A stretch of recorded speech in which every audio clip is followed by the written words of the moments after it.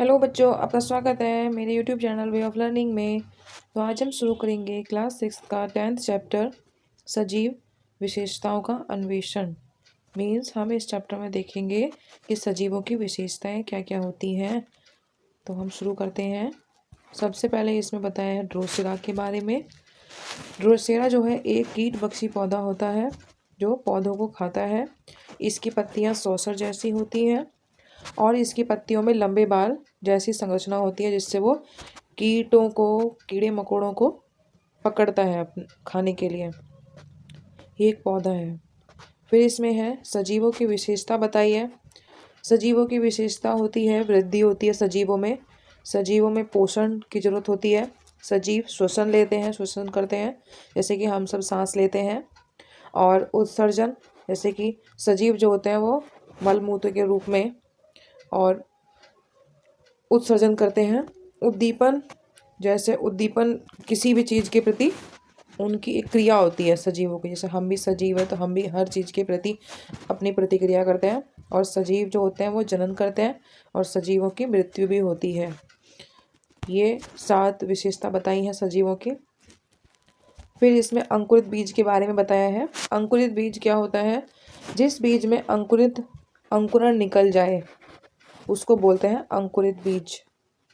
जो पौधा जब बनता है सबसे पहले बीज वो अंकुरित होता है तभी वो पौधा बनता है। फिर है इसमें अंकुरित बीज की परिस्थिति कैसी होती है। उसके लिए 3 चीज़ें ज़रूरी होती हैं। सबसे पहले अंकुरित बीज बनाने के लिए जल चाहिए होता है, वायु चाहिए होती है, मिट्टी और प्रकाश और अंधकार।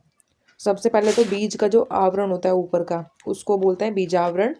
और जो जल होता है वो बीज के ऊपर के कवर को मुलायम कर देता है जिससे वो अंकुरित हो सके। तो जल का तो ये यूज़ हो गया उसमें। और वायु और मिट्टी भी बीज के अंकुरण में सहायता करती है। फिर प्रकाश और अंधकार। बीज जब मिट्टी में दबा हुआ होता है जब मिट्टी में तो वो उस टाइम उसको अंधकार चाहिए होता है। और जब उसका अंकुरण निकल जाता है तो उसको प्रकाश चाहिए होता है। तो प्रकाश और अंधकार दोनों की आवश्यकता होती है बीज को अंकुरित करने के लिए और पौधा तभी बनता है। और फिर बताया इसमें पौधों का जीवन चक्र।